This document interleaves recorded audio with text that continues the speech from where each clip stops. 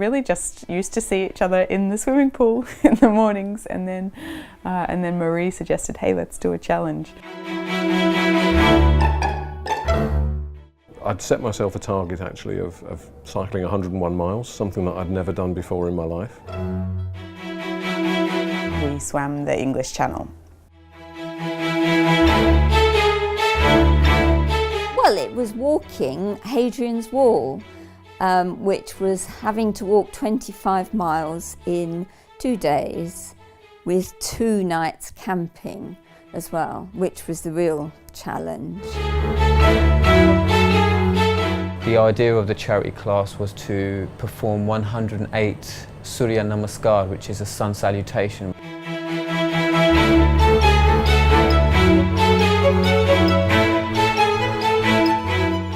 Camping out was a challenge, especially as it was pouring with rain and very windy the first night. After that, it was fine, it was lovely. It was much harder than I thought it would be, and much colder than I thought it would be. But yeah, so we trained for about 6 months. If I can cycle 101 miles when I'm 52, I'm not doing too badly at all. The room was warm, it wasn't heated, so it was, accessible to most of our clients. A single movement based on 4 or 5 different postures in one. So we did that 108 times. It's amazing how much that wall goes up and down. I don't know why the Romans built a wall up hills and down valleys, but it was more up and down than I expected. But that was okay, I managed that. Actually on the day, as I say, it wasn't as hard as it seemed, or as at least it seemed it was going to be. It was a beautiful sunny day. I'd had to do an awful lot of work beforehand, and at first I could cycle a few miles. But over a period of time, through lots and lots of exercise and going out on the roads and really trying hard on the internal trainer as well, I'd got myself up to being fairly confident I was going to be able to do the distance. The biggest challenge really on the day was doing it on my own.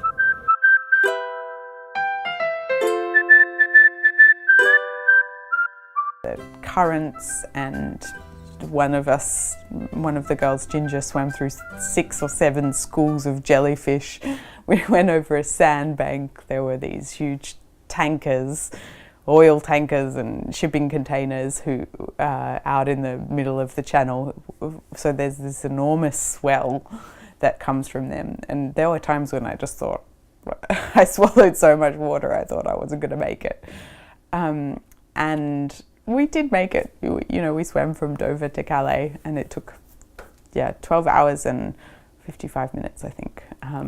So we were really thrilled with that.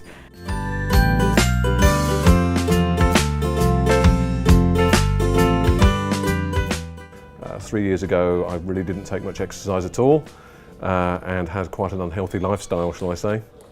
And I decided that it was time to get fit. And as part of all of that, I bought myself a bike, and very quickly got to the point where I guess I became kind of addicted to cycling.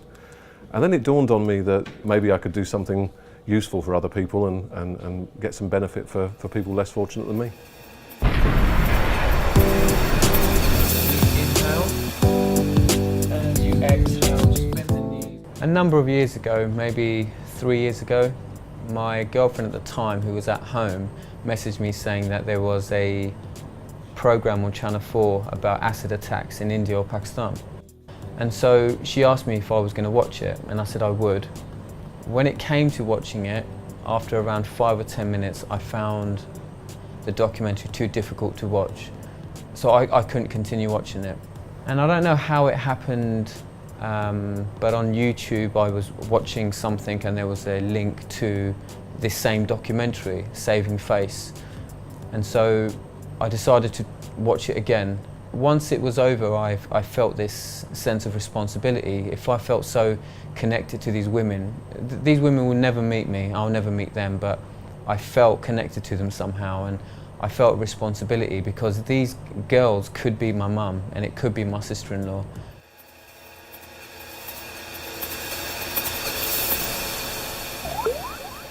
I heard an appeal on the radio, and And I thought that is a very, very important charity. I was really challenged by that. So I sent a donation and started looking at the website, and they came up with this challenge, and I liked the look of it. I'd been having conversations with a colleague of mine, a lady by the name of Sam Tobin, and we'd talked about the really horrible impacts of acid attacks on people around the world. And it dawned on me very quickly when I'd read ASTI's really quite moving website that they are a very small charity, and that as such they really depend on every single penny that people can raise for them. So the reason I wanted to fundraise for Acid Survivors Foundation Pakistan was because I knew the organisation well, and I went there to the clinic many times in Islamabad, and I knew what a difference the money would make for them. I realised the charity isn't huge in scale based on my initial communications. Most of the people only work part-time and help and volunteer when they can, and the smallest amount of donations do go a long way. But I think it's not necessarily always about the money that's donated. I think it's more about giving these young girls hope.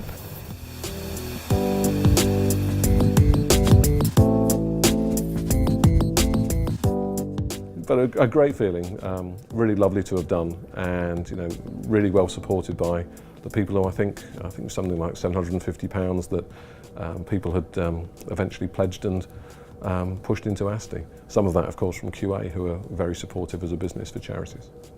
I mean, it was a pretty horrible experience, actually. It was pretty horrible. But I suppose what it showed me is that I can get through even this horrible thing. As hard as it was, it required a lot of determination. There's nothing that can make you, in my opinion, make you feel better than a successful event where you've raised even a small amount of money for charity. We live in so much luxury at home, really, in comparison to the trouble that other people have in other places. And this is a way that we can make a difference for them and draw attention to their needs.